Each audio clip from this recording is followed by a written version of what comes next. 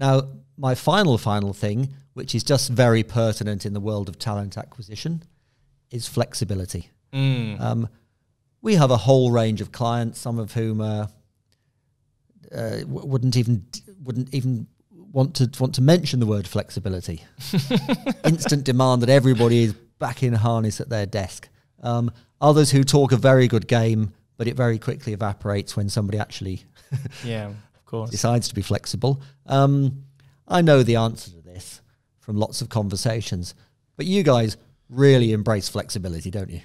I don't understand how organizations can try and do anything but these days. Like there's no going back to the way that things used to be, right? There's an irrevocable change in our culture. And we simply know that people don't need to be in the office to execute, right? And again, it probably goes all the way back to team members really understanding and caring about the outcomes. Yeah, absolutely. I don't even need someone to work a 40-hour week, let alone where they work it. As long as they are doing what absolutely they can within that time to deliver the outcomes that we're aiming for. So do they online at 9 a.m.? Do they live in Sydney? Do they, like, who cares, right? My team members are here because we trust them because they're the best at what they do. So let's just enable them to do that. Like, okay, we're going to have a stand-up once a day, but you know what? Zoom's fine, right?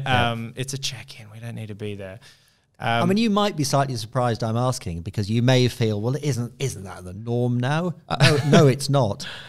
I mean, we directly have organizations who will talk a similar game, and the moment somebody says, well, look, I'm actually moving. I'm moving to Byron is the classic. Yeah.